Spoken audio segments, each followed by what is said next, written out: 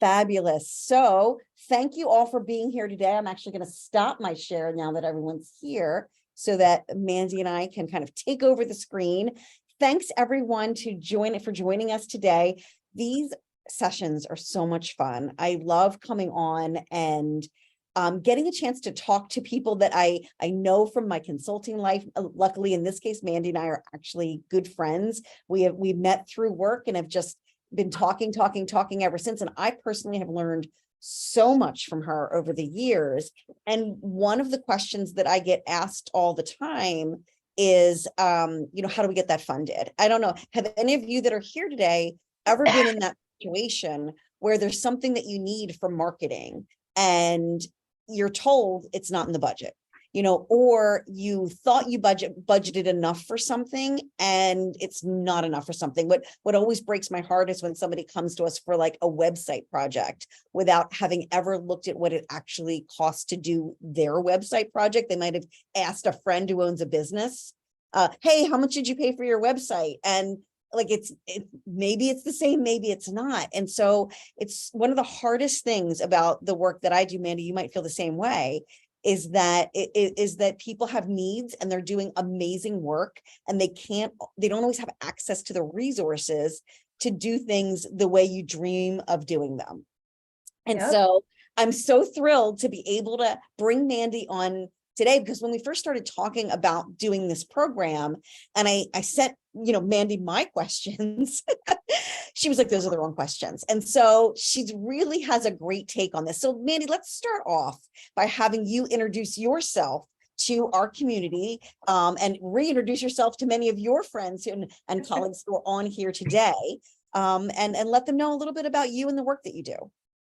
So for those of you who I haven't met yet, nice to meet you. My name is Mandy. I'm the owner of Funding for Good. I am located in North Carolina, but I work nationally. We have been in business for a long time, and I've been in the nonprofit field for 26 or 27 years now. I also work with for-profit consultants to help them start and grow their businesses, but we started as a grant writing company.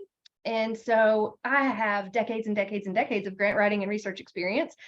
And we have all kinds of educational information out there. So it seemed like a pretty good fit when Beth was like, I want to have the super focused conversation about marketing needs and how to find funding for that. And so I'm excited to be here with you today. On the flip side of the grant writing and research world, we do lots of strategic planning, board development, and development planning and coaching. We help people find their new development directors or their first development directors and executive staff. So we do a lot of different things. And if you want to learn more about that, just fundingforgood.org. But that's not what we're here to talk about today. Right. And I'll make sure that in our follow-up email that you'll get out with the replay tomorrow, that you will get information about Mandy. And when we get to the end, Mandy does have a little something special that she wants to offer you all because you all took the time to come here today.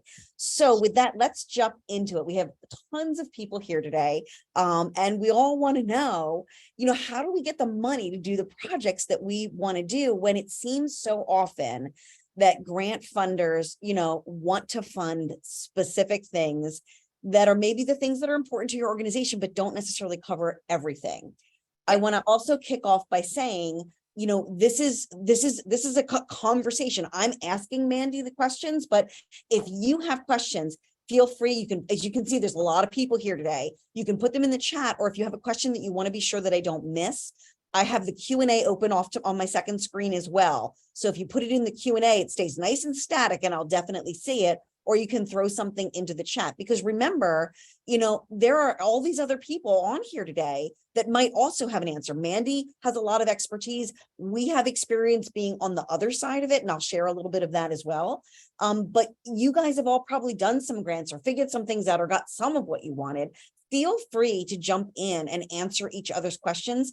Any of you that have been here before and all of you that are new, what you need to know about me and Mandy is that we are facilitators, and our goal is to convene this conversation, but we don't have to be the only experts in the room. If you have ideas, I know Jory's here today and he's always answering all these amazing questions for me and providing so much value to the people in the group. So please feel free to help each other in addition to listening to the.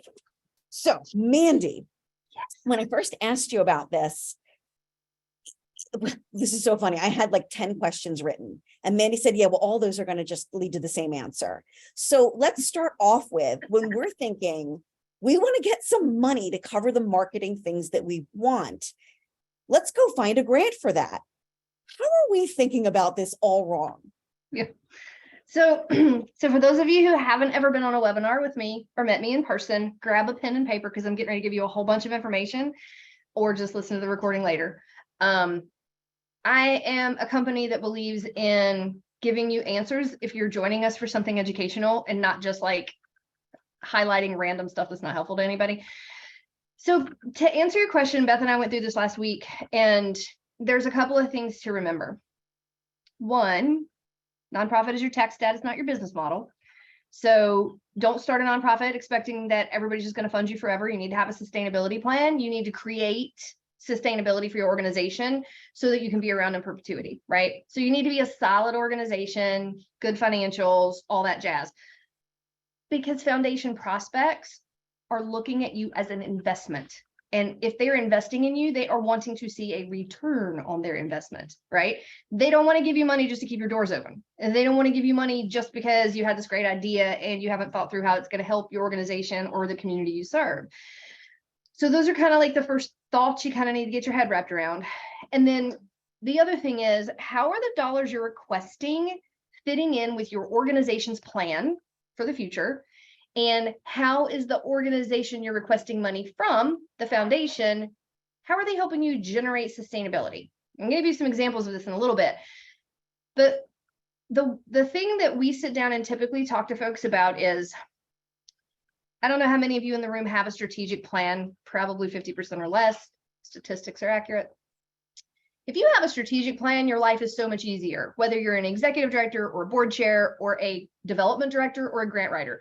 I have been a development director, I have been a board chair, I have been a grant writer, I have been all those things in my career, and I can tell you it is infinitely easier to raise the dollars that you need when you have a strategic plan in hand. Not only because some foundations are going to ask you for a copy of it, but because it is very easy to align and create a case statement or statement of need when you can align it with, oh, this is the organization's goals for the next 3 years. This is what we said we want to do. This is how we're going to get there. This is how you can help us accomplish that. This is what we've accomplished so far, right? That makes good sense to me as a business person. And so once you have a strategic plan, I'm just going to give you our example. We typically do 3-year plans with 1-year breakdowns and then 1-year implementation plans. So I can look at this year and say, oh, based on what we said we want to do, this is the budget that we need. This is what we have to bring in order to do all these things, right? You have your business as usual budget, no matter what. And then your strategic plan will be whatever you're doing for capacity building that will get added to your budget, right? So you have business as usual and then your additional things. Once you have that budget, then you can say, oh, what things out of this budget might I be able to raise dollars for through grants? Because not everything is going to be easy to get grant funding for. But once you've identified those things, then you can go out and do some pretty successful prospect research to say, this is what this foundation wants to fund. Now, Beth, I'm going to let you ask some questions because I think some of the other answers that I could just keep talking about are going to come up in some of your other questions. I know you could go on forever on this. So this is an interesting thing. So Jory just put into the chat, it's only ever been asked for a strat plan one time out of hundreds of grant requests, but having one definitely helps.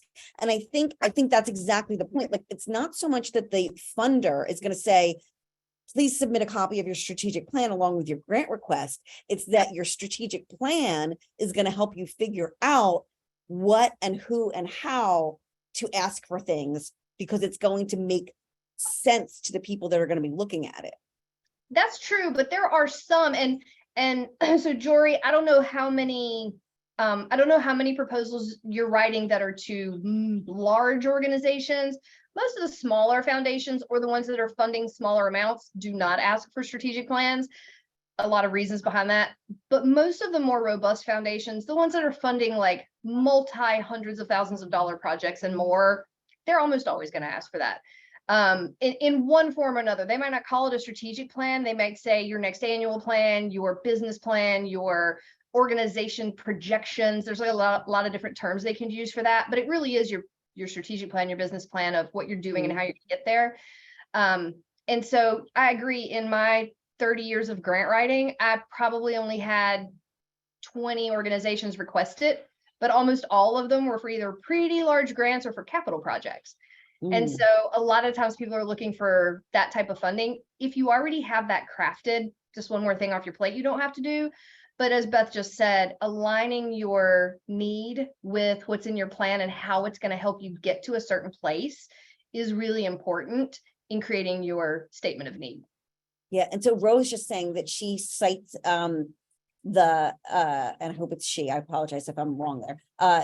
It is aligning the strategic plan when talking about need in the grant proposal. So I'm curious, even if they're not asking for it, if when you're presenting your request, if you're saying things like, because this is in our strategic plan, does it in any way sort of change a funder's perception of you as an organization? Like, does being able to say, we have a strategic plan, this is what we're doing, and this is why we're asking for it, make a funder think, hey, these people know what they're doing?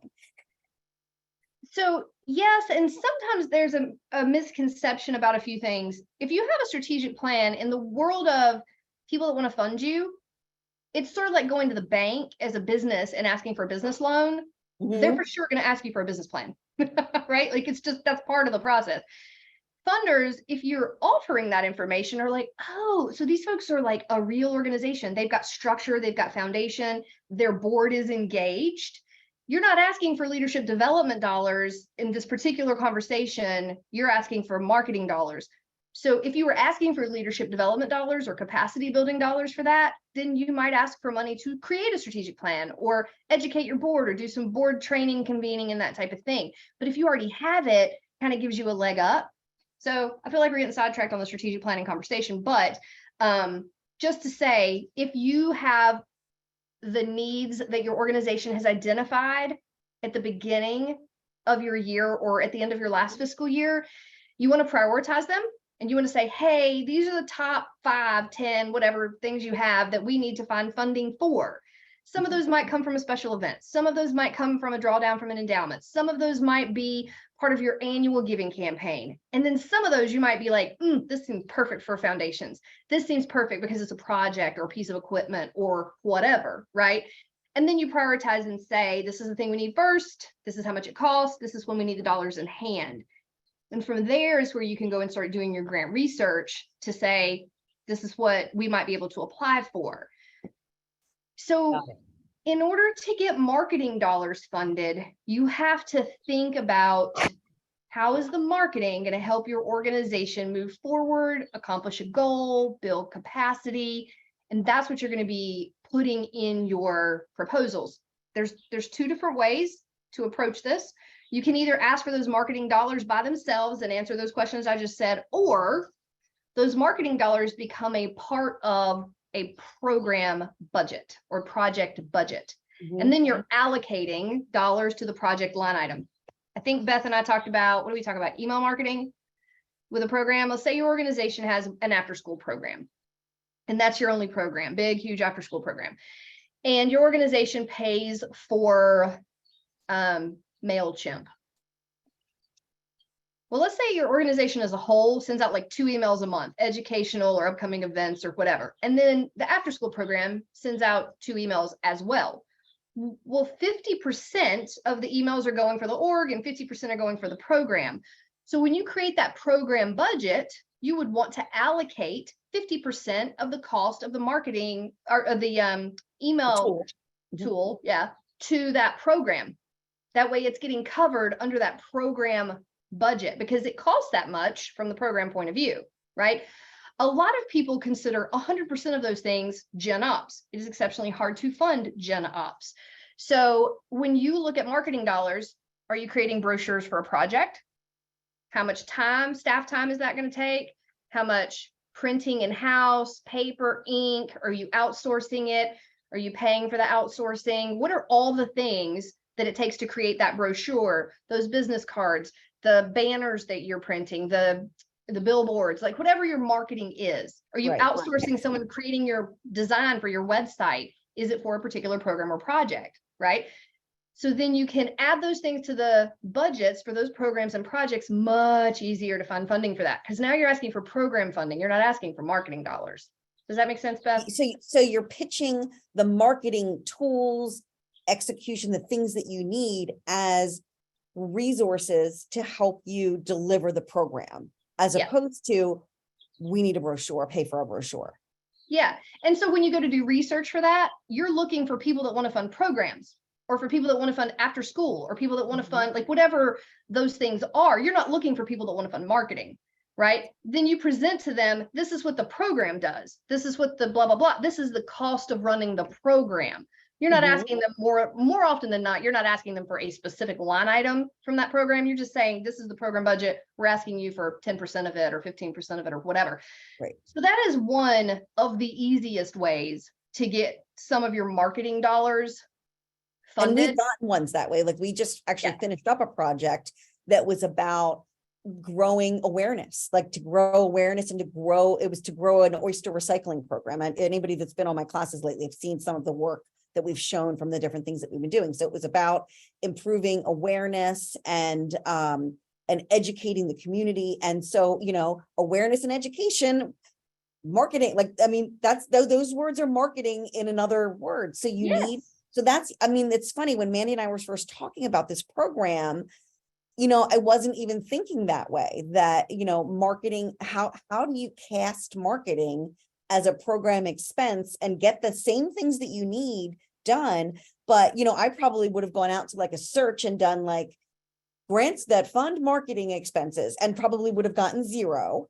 And it never would have occurred to me to say, grants that fund these programs and like, this is the program, like what's above that? What, like, why do you need this marketing thing in the first place?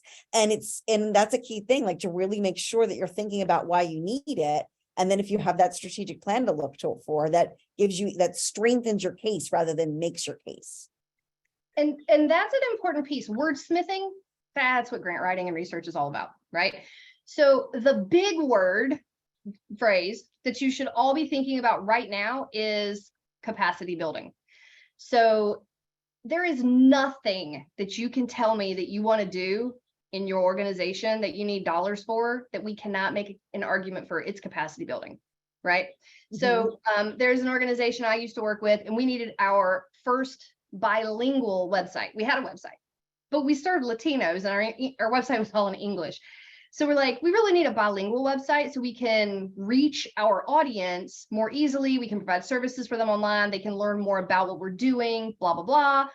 So we went to an organization that funded Latino focused projects, programs, needs, and explained to them what we were doing. Like, we're trying to build our capacity so we can reach a larger audience, make services more available to them, provide some things to them online so they don't have to come to us, because many of them have transportation issues or schedules for work that don't allow them to get to us before we close, blah, blah, blah, blah. And so we created this argument for building capacity for the organization. Plus, it allowed us to provide a way for people to access resources that took the time of our staff to answer on the phone or answer in person. So it freed up some of our staff time, which built our capacity in-house to do other things that we couldn't do online. And do you put that into a grant? Like, does that story go into a grant proposal? Yes. Yeah. Okay. And it's easy to be able to say, based on current estimates or averages or whatever, we spend X amount of time doing X, Y, and Z, a day, a week, a month, or whatever. And these things could be facilitated online. These things could be handled automated online through a website, right? Which results in X number of hours that we could spend doing this, or this. We can put it into, this is the dollars we're spending on staff time for this. Whereas once we get the website built, it'll just be monthly maintenance. There won't be an ongoing cost to that, just updating things. And so you can really make a case for how much money you're going to save, how many more people you can serve with different services, or how many people you can serve that are paying for things they can't pay for online, right? So there's lots of different ways to make that case. Well, we got the funding. We got $25,000 to create a freaking website that we already had a website. They just had to take it and make it in Spanish, right? And so it was wonderful. And we used that type of argument going forward for almost everything we needed. And I have some actual examples for you, so I'll read those to you in a few minutes. But I can't think of any type of marketing need that you could tell me that could not be called capacity building? Okay, so I'm going to follow up on something that you said earlier. And if anybody has any specific questions, pop them in. I'll be happy to pause and ask Mandy. You had said you have to think about whether what you need is sort of business as usual or what you need is like special projects. When we're thinking about like what do grant funders want to fund? Is it one of those things or the other of those things? Like, how do you pitch it to the people in a way that it's like, this is what they're interested in? So first of all, you have to know what the priorities of the foundation are. You have to read through that and kind of like get a grasp for it. So you're customizing your proposal to what they want, right? And most people don't want to pay you to keep your doors open. They're not trying to give you money to be like, nobody, just like a capital campaign, nobody wants to have their name on the plumbing. Yes. And so Beth said this wonderful thing. I wrote a book years ago, and Beth said this thing. She's like, people don't want to fund your existence. They want to fund your impact, right? Well, more often than not, impact occurs within programs and projects. Yeah, you have to do the day-to-day to make the organization run so the programs can happen, but people are thinking about the programs and projects. So it's much easier if you have accurate program and project budgets to be able to allocate those dollars and get that type of funding secured. Let me just give you an example. I don't know how many of you have full-time development or marketing staff, but if you have a full-time marketing person, I would imagine it's possible, because there's all kinds of software to track like how much time you spend on programs, projects, certain things, to say, this is how much time this person spends in this program for the organization in general, blah, blah, blah. And then be able to break out their salary and benefits to say, oh, 20% of their time goes to this food distribution program. 20% of their stuff is going to show up in the budget for that program. 20% of their time is going to the after school program. Again, same thing, salary and benefits is going to go in that budget, so on and so forth. So that even though most of us look at salaries as a general operating expense, now you figured out a way to cover a portion of that overhead through the program budget. So now you can get part of that budget covered, which helps you fully fund your overhead. Does that make sense? Does that make sense, everybody? If it doesn't, let me know if you need her to elaborate. So, and somebody actually, I'm just going to ask, just to make sure that it comes in, that Ashley just asked me to just really make sure that we're clarifying the definition of capacity building. Capacity building is anything that helps you do more, serve more, grow as an organization. Okay. You can look up all the definitions for capacity building online and it's the same. They're differently worded or whatever, but it's anything that helps you do more. You're building your capacity, whether it's keeping your doors open for longer, opening for more days a week, adding staff, increasing part-time to full-time, hiring initial staff, increasing board members, serving more people, expanding your service region, increasing your pricing. There's like an infinite number of ways that you can build your capacity. Fantastic. So Jen Sani is asking a great question. Do you have an estimate that our marketing, like the awareness and education expenses, should account for when asking for funding? And Jen, I'm assuming what you're asking is, is there a percentage of marketing dollars that are okay compared to other things? If you need to clarify that, let me know. I'm watching both the, okay, I got that right. Most of the time, I'm mainly talking about foundation grants, because when you get into federal grant funding, they're very specific about what they will and won't fund and the percentage of line items you can request for overhead, marketing, general stuff like indirect cost, direct cost. They give you all that stuff in there. So we're talking about foundation grants here. And this is what I would say to you. Create the budget that's accurate for what you're spending. Create the accurate budget. If you're spending $10,000 on marketing, $10,000 should show up in that budget. Now, if you're trying to pad a budget because you're like, we want money to do other stuff, that's your call. What I would say is reflect in your budget what it actually costs to do the work you're doing. And we have a whole session just on how to fully fund your overhead and what those budget things should look like and how to allocate them and all that stuff. But a lot of people don't think about in-kind contributions. They don't reflect those in their budgets, and they should. They don't think about things that are donated. They don't think about products that are donated. Services that are donated, the value of those things, they don't reflect those in their budgets. So you don't have a real accurate budget. We Mhm. did a couple of exercises with clients a couple of years ago. We had a local soup kitchen who said their operating budget was like $315,000. I was like, is it really? Because we went through their budget and I saw all those things were missing. They weren't calculating volunteer time. They weren't counting donations, and pretty much 100% of their food is donated, and they Mhm. weren't count other services. By the time we got done calculating the actual cost of things that were donated, time that was volunteered, all that stuff, they had a little over $1 million budget. Well, for those of you that have been writing grants for a while, you can't do the services they're doing without those things, so they have to be reflected in the budget. And B, it allows you to apply for opportunities that didn't exist to you before. Some foundations say things like, we only want to fund organizations that have an operating budget of this much or more, this much or less, blah, blah, blah, whatever. Ah, so interesting. So there's a lot of different ways to look at that, but I would say create what is an accurate budget so you know what it actually costs to do the work. It makes it a lot easier. You know, again, in my How to Fully Fund Overhead Budget webinar, we talk about if I tell you my budget's 300,000 and I ask you for 100,000, I just asked you for 30% of my budget. But if I have an accurate budget and my budget's $1 million, or I'm sorry, yeah, $1 million, and I ask Mhm. you for 100,000, now I've only asked you for 10% of my budget, and I can come to you and say, oh, 70% of this is secured through in-kind contributions, volunteers, and in-kind services because we have so much support in our community, right? It really takes that to do the work, but people are supporting us and we've worked very hard to build those relationships. It should be reflected in your budget. That is, I mean, it seems so obvious, but like I have to say, I never thought about it that way either. Like if you're a $300,000 organization and you're asking for $270,000 of funding, you kind of are like, please help me. Whereas if you can go in and say, look, we've gotten $700,000 of what we need ourselves. All we need from you is Yes. this last $270,000. I mean, what a different story that is. And it speaks a little bit to a question that Emmy's asking is what can we do to protect those people in positions being funded? So like lots of people do get staff positions funded by grants. So when a grantor comes in and says, we're not funding that anymore, or we're cutting our grant, how do you protect those positions? And it sounds like, I mean, is there anything else you would add to that? But it sounds like this thought process, this methodology could be a real help for that.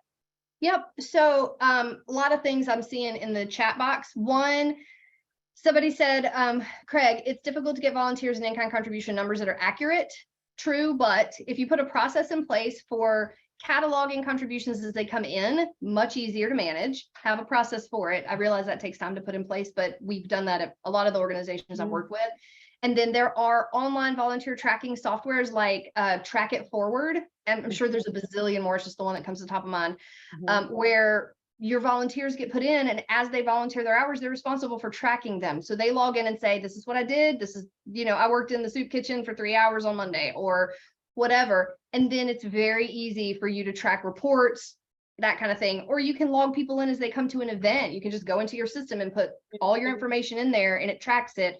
So then you can run how many volunteer hours did we have by program, by department, by organization, etc. And yes, Johanna said that the independent sector, so for those of you that haven't heard of that, independentsector.org, they calculate the worth of volunteer hours. They do it for the nation as a whole. And then they also break it down by state. So if you put your name and email in, they'll send you a report that has it broken out by state. Some states have a much higher dollar amount.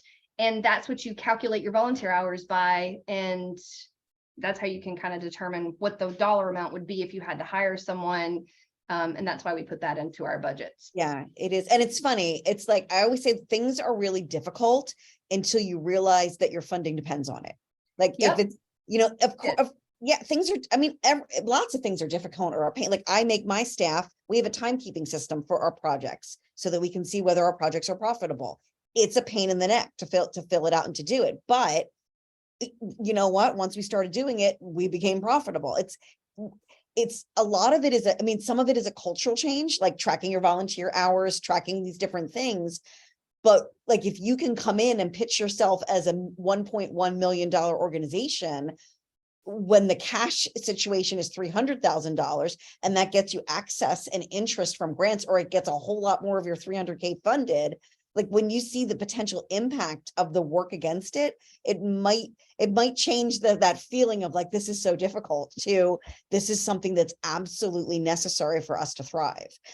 And so Craig made a good point. Some organizations won't fund you if you have over $1 million budget. True that. Here's the thing. You choose how you want to put your budget together. If you don't want to include your in-kind contributions and your volunteers, you don't have to. But if it helps you and you can, perhaps you should consider it for those projects, programs, things. So that's an in-house conversation, because typically your organization operating budget in-house doesn't reflect that stuff, right? Your 990s should reflect volunteer hours, and you can talk to your accountant about that. I'm not an accountant. But when you go to looking at how you're going to share your budget with other people, that's when you decide, are we putting value volunteer hours in? Because obviously that it goes in as an expense and it goes in as an income. So they balance each other out. You can put it in there. You don't have to in-house, but then you decide how you want to do that when you share it with the community. So I want to ask a kind of consistency / ethics question. Yep. Is it appropriate to tell one funding organization that you're a $1.1 million organization because they take care of orgs that are over, and then tell another one that you're a $300,000 organization because they don't do people? What is the like? That's a program officer ethical line? Conversation. Yep. So you should always have a conversation with program officers before you work on grant applications. And one of the questions I like to ask them as I'm getting to know them, if I know them well, it's just an easy conversation, but is, we have the ability to share the value of our in-kind contributions and services. And we also track our volunteer hours, and we know the dollar values of those. These are the differences in what that budget looks like. Do you think your board would prefer to see those or not? And that some do, and some don't care either way. Some might ask for it, even if it's not in your budget. So I have had foundations that don't want to see it. They're like, no, I don't need that. Like, we like your face, we like your calls, send us your organizational operating budget without those things, and they're fine with it. So yeah, that's a great conversation to have with a program officer, which is a thing if you're not doing, you should definitely be doing. It's and I would think that even having that conversation with a program officer kind of positions you as an organization that knows to ask that question, which is already going to make you look like somebody that is like, I would say people want to fund people that are going to take that money, invest it, and do well. They don't want to fund you so that you can stay, off the ledge. And like they don't want to top off your bucket, or they don't want to give you that first nickel. They want to give you that nickel that's going to help you thrive. All right. So I'm going to change gears. For those of you who have been writing grants for a while, many foundations will have a template for you for your budget. And there may or may not be spaces for those things. So if there are no spaces for those things, obviously they don't want that information. And if there are spaces for those things, then they do. And so that, again, great clarification question for, hey, I didn't see this in your template. We counted in-house with our budget. Would you like us to put it in yours? And yeah, I think that is important.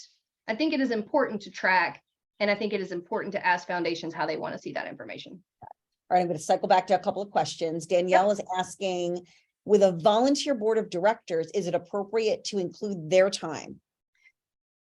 So that's a loaded question, and here's your short answer. No, here's your short answer. You do not count their obligated time as a board member. So if in your board job description it says you're required to be at one board meeting monthly for 2 hours and volunteer at 2 events a year, whatever, those hours you would not count. Anything above and beyond that is volunteer time, because you have a working board. They're not being paid, but their job description doesn't say you have to be on site 20 hours a week either. So anything above and beyond, count the hours of the board when they are acting as volunteers, not when they're acting as board members. Correct. Got it. Okay. Good question, Kelly's asking, where in the programs would you put donor tracking systems like Funding for Good? You mean Network for Good. I was going to say, I'm like funding. I'm like, I think Funding for Good is Mandy's company. Kelly, I think you mean Network for Good, like the actual software, Network for Good or Razor's Edge. Yes. Yeah, I'm correct. No, that's fine. We do that all the time. Yep. So they're depending on if they've given you a tracking form or if you're creating your own budget, you can do that a couple of different ways. You can put a line item like systems, and then in parentheses, you can put things like email system, donor tracking software, volunteer tracking software, blah, blah, blah, blah, blah, whatever. And then you can put your total there. It might be other if someone's given you a budget and it doesn't fit like a staff line item or blah, blah, blah, whatever. You could put it all into the other line item. You just want to make sure you know what you've included. If it were me, I would put things like email software, 20%, donor tracking software, 50%, whatever your numbers are. So you go back and remember like, oh yeah, that's how I calculated that. They don't have to see that, but I would keep that for you. That's how you would do that. Fantastic. Okay, Ginger, we're up for you. What about if you're an org that is dependent on grants and funding? Ginger works with a homeless shelter and food provider in the community. How would you suggest reframing things into asking for capacity versus operational needs? They are not federally funded. Okay, so you're not federally funded, and are you a government agency or are you just a 501c3? Right. Okay, here we go. Hang on, it's over here. 501c3. Okay, so I'm going to tell you something you don't want to hear. And I apologize ahead of time. No organization should be more than 30% dependent on grant funding for general operating expenses. And if you are, it is a scary place to be because you cannot guarantee you're going to get funding from year to year. No organization is going to be like, yes, we'll fund you for life. You shouldn't be relying on grant funding. You need to start setting some goals towards reducing your grant dependency and generating some additional funding streams, so diversified funding streams, so that you can be more sustainable. 100% grant funded organizations are not sustainable, and that's how programs end up ending. It's a scary place to be as an employee when you're like, oh, all my funding is coming through grants, because if the funding ends, so does your job. And it makes it very precarious when you're serving communities that need you, like homeless, because if you go away, so do their services. I know that that's not an easy answer to hear, and I know that that is a very difficult thing to implement because we've done it. Marie and I worked with an organization for a decade that was 76% dependent on grant funding when we started. We got them down to like 43% over the course of 5 years. It took a long time, but in the course and what did you fill it in with? What jumped up? All different other kinds. So they had some special events, they had sponsorship, corporate sponsorship programs, individual giving. I mean, they had a lot of other things, membership program, things that we had to implement over time and establish and grow. But during the course of that, they lost their after school program because it was 100% federally funded. And that federal funding went away after the economy crashed in 2008 and the program went with it. So there are a lot of scary things about being funded by grants only.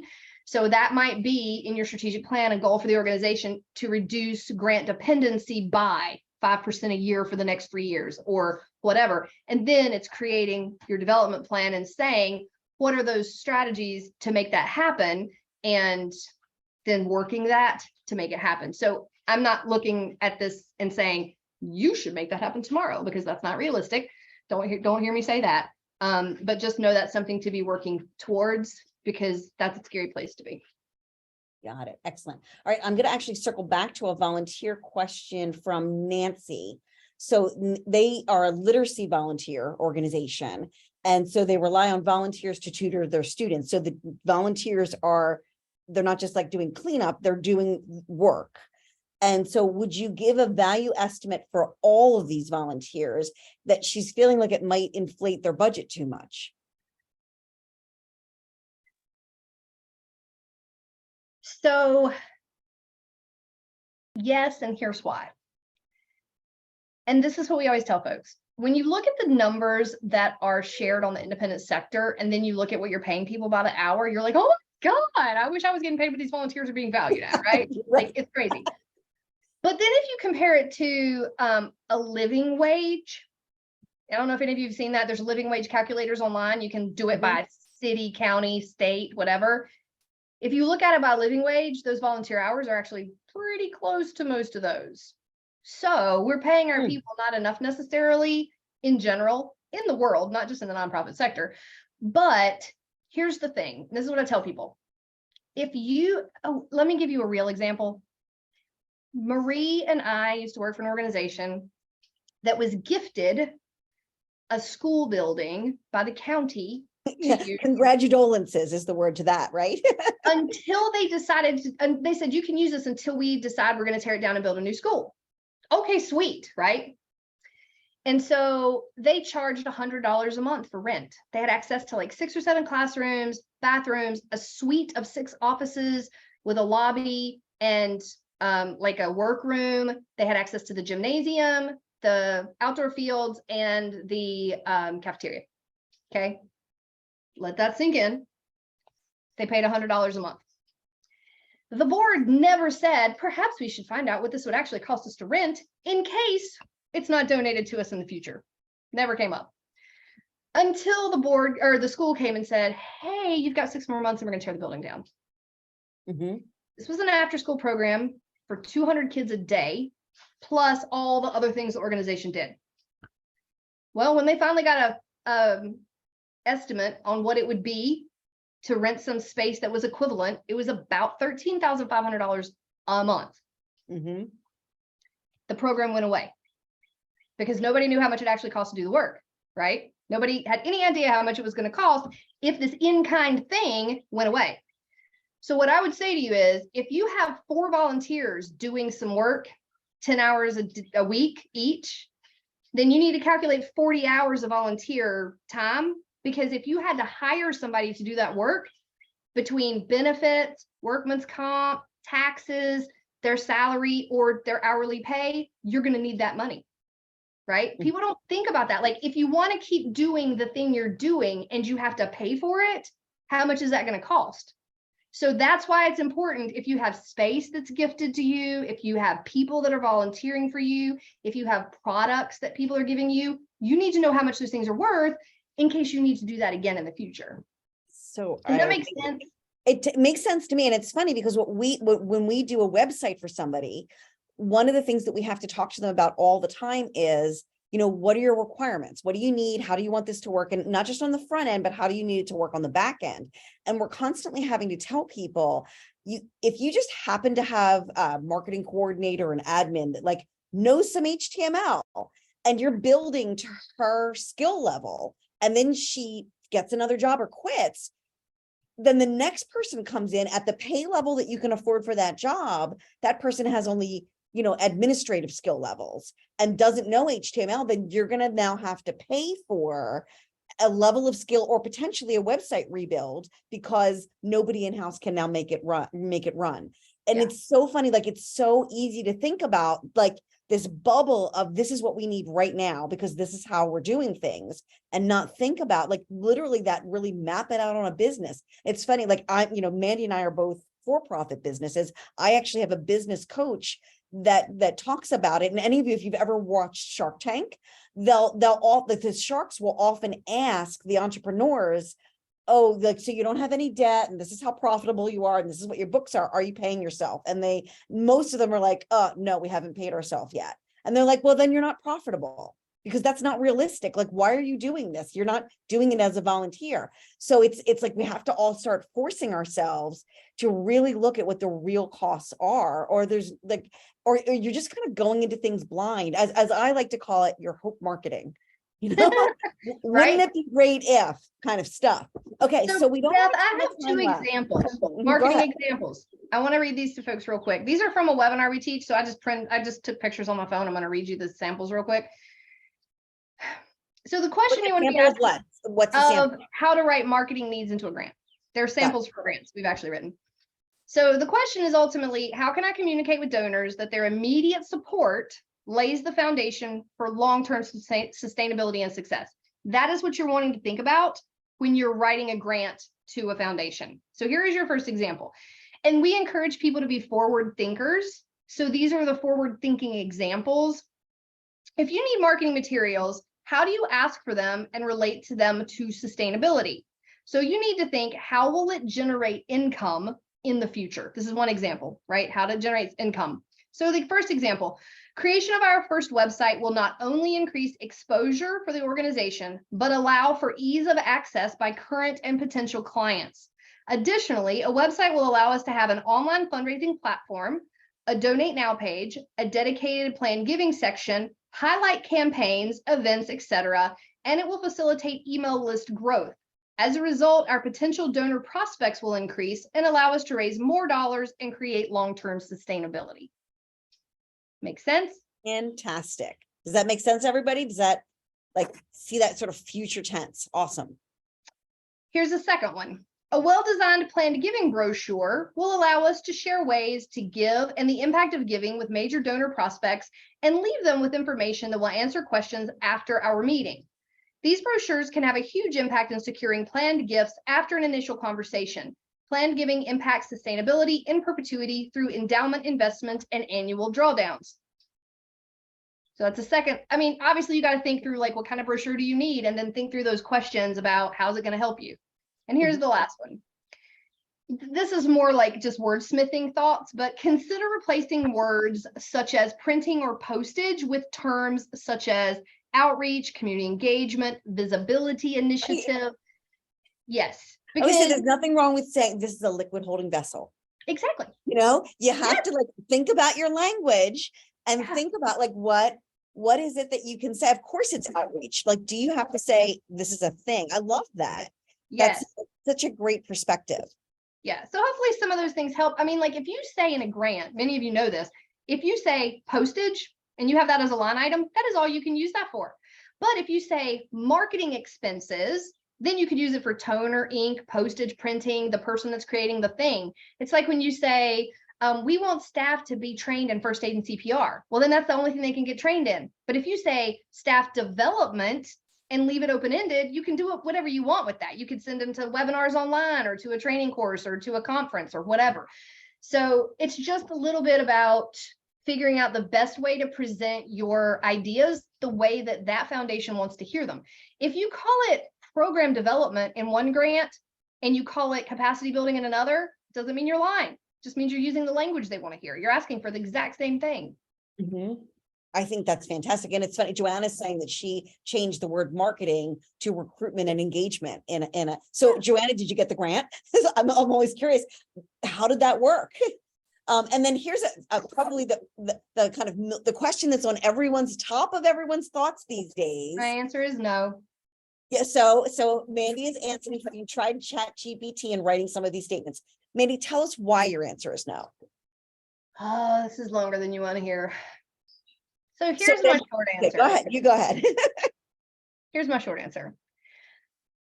If you're an expert at what you're doing, you can write it better than ChatGPT. And everyone I've talked to who has used ChatGPT for this kind of stuff is having to rewrite it after the fact anyway. Or they're having to go back and double check things and finding that some things aren't really accurate and they're having to fix it anyway. Just do it from scratch yourself, people. Come on.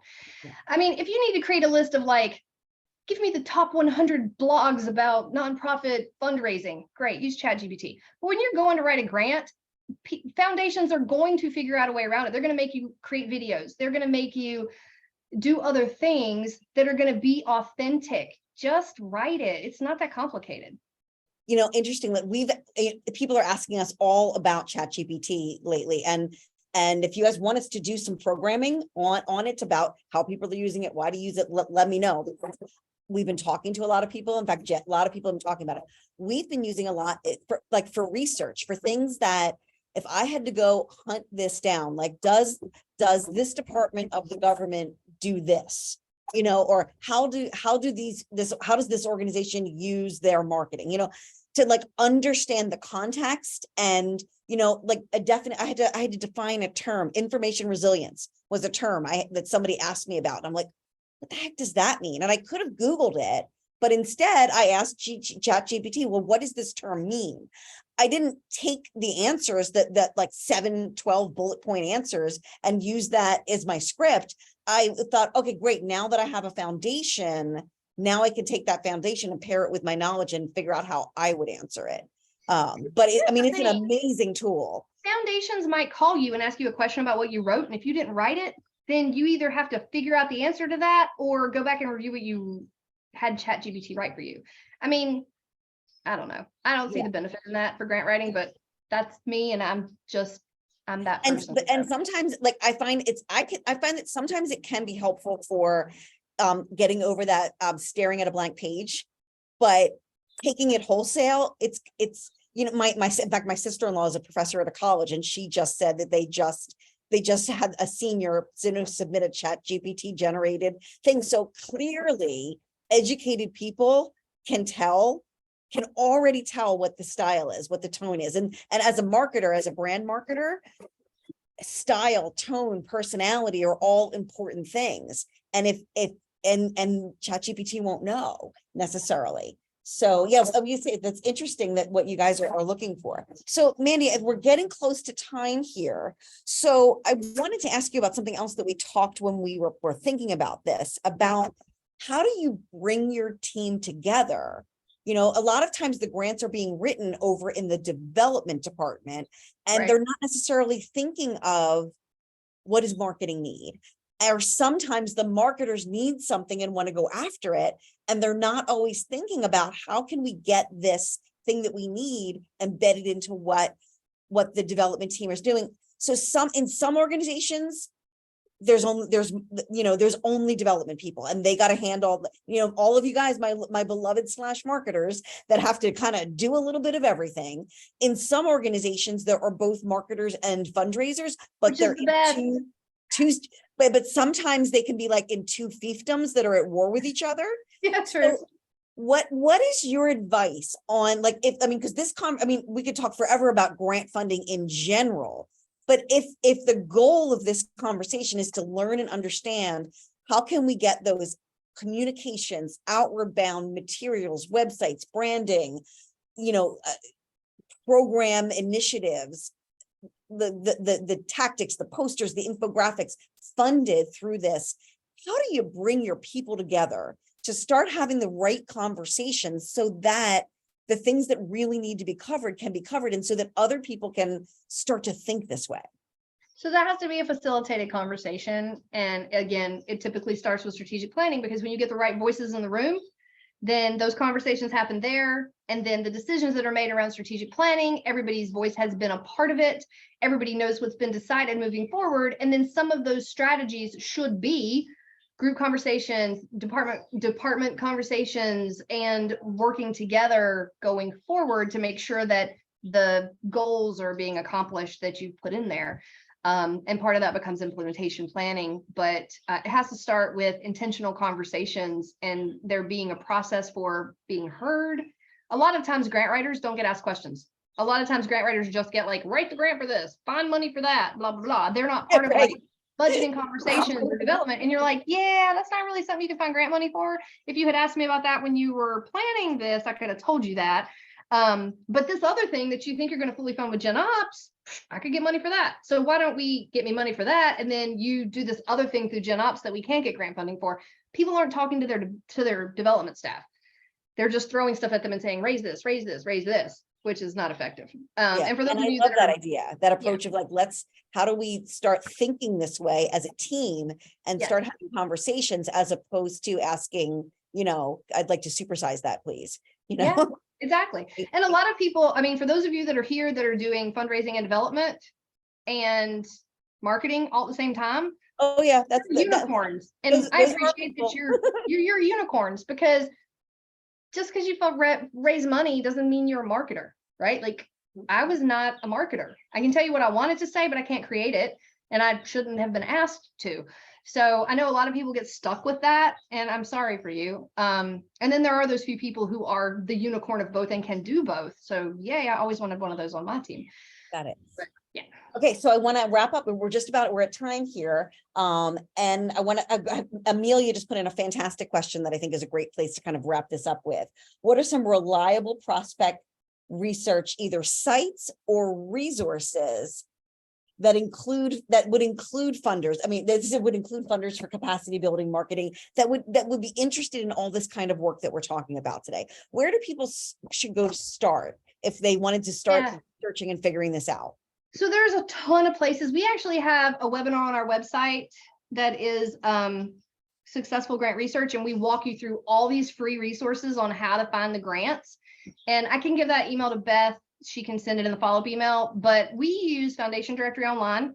You can access it for free at libraries around the country. I show you how to find the ways to access it for free in that webinar. You can also pay for it. I'm not recommending anybody do that, but that is one of the larger databases that you can use. And then there's tons and tons of free sites.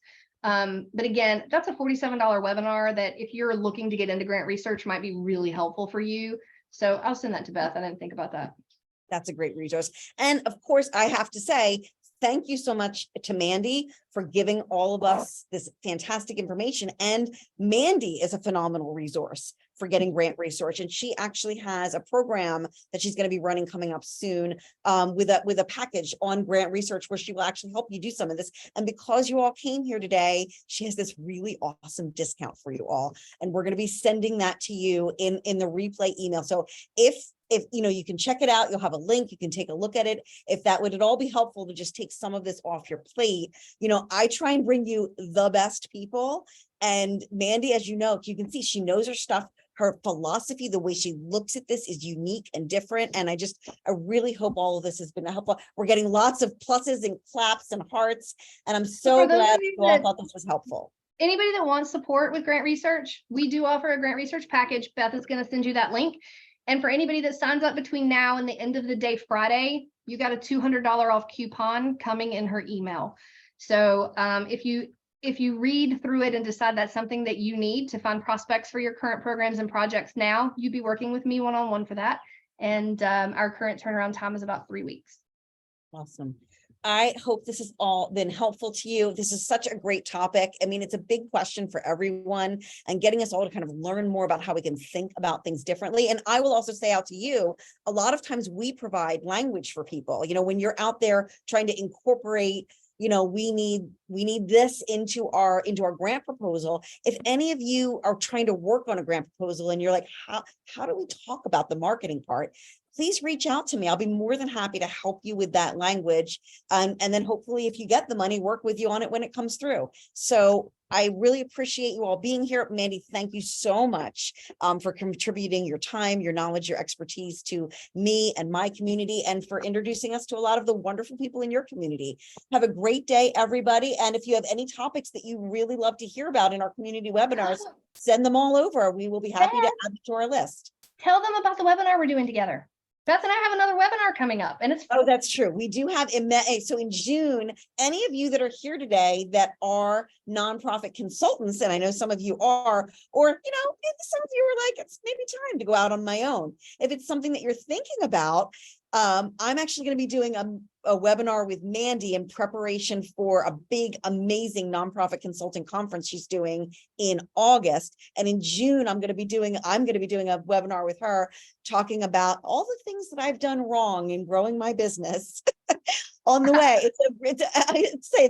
It's sort of half depressing, but half fun. Like I've learned a lot, and it's going to be a kind of a great journey through like lessons I've learned and ways I've had to change in order to allow my business to grow. So any of you that are consultants and are interested in, you know, learning more about how to grow your business, it's a path that Mandy and I are starting to like carve out some of our programming time to talk about. So hopefully that will be helpful. So honestly, if you follow Mandy on LinkedIn, you trust me, you will hear about this conference. Yep. So take care, everybody. Have a wonderful afternoon. Thank you all so much for joining. And for once, I finished on time. Woo!